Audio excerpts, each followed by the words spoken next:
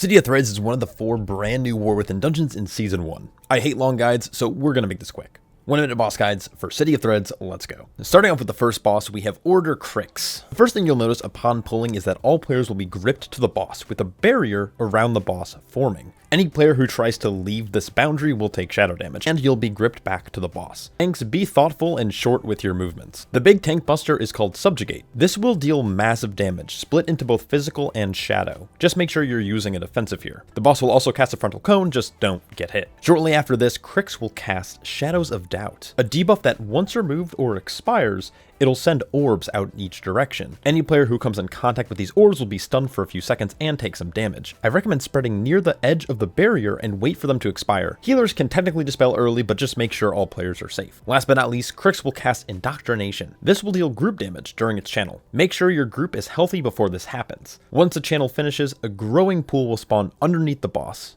So tanks, you're going to need to make sure you move the boss immediately and give your group plenty of room. Repeat these few mechanics and the order will fall. Fangs of the Queen is a 2-target cleave encounter consisting of the bosses Nyx and Vix. Yes, they do share damage taken. Tanks, you're going to want to do your best to keep these bosses together to maximize cleave. During stage 1 of the encounter, Nyx will cast a frontal called Shade Slash. Avoid getting hit by this. He will also cast Dustbringer, just don't stand in the circle. Later on in the fight, eventually mirror images will replicate these casts from these small little purple circles you see on the ground. Just keep this in mind. Vix, on the other hand, will be casting Knife Throw, dealing random damage to your party in the form of a bleed. He will also cast Ice Sickles. This is a piercing spell, so players with arrows over their head will need to spread out, and other players will need to make sure they're avoiding the path. When the boss reaches 100 energy, they will cast Synergic Step, dashing across the arena in different directions of players. Be sure to dodge. Once this ends, the bosses will enter phase 2, changing their abilities slightly. Nyx will now be the one casting Knife Throw instead and will continue to cast Dustbringer as well as Replicants.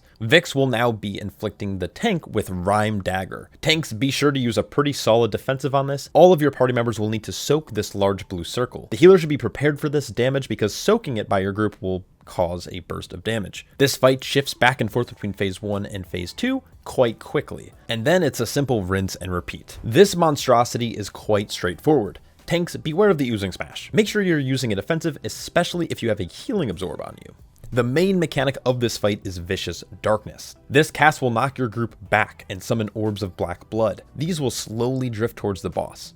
Players will need to soak these orbs, but when these are soaked, they will not only put a Healing Absorb on the player, but they're also going to spawn a pool beneath their feet. This should mostly be done by DPS, but the healer and the tank should assist when possible.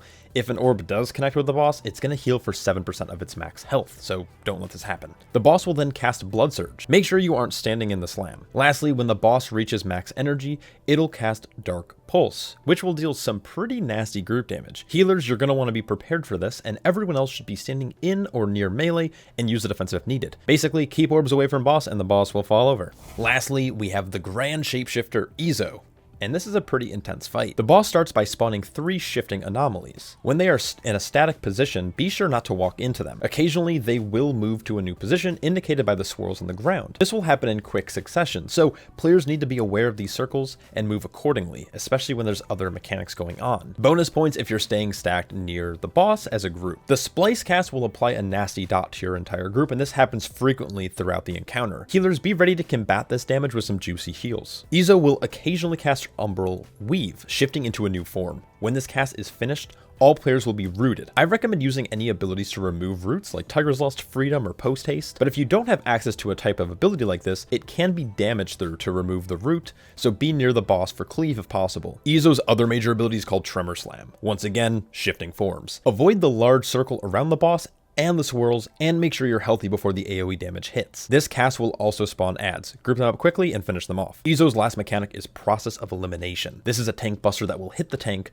3 times with the anomalies that spawned earlier. Tanks will need to do what they can to live here. If you can survive by moving away from the boss a bit so the DPS can have uptime, that's great. If not, oh well, a dead tank is a wipe anyways. Once this boss falls, congratulations on beating City of Threads. Good luck, have fun, and a quick little shout out to all my Patreon supporters. Love you guys. Peace.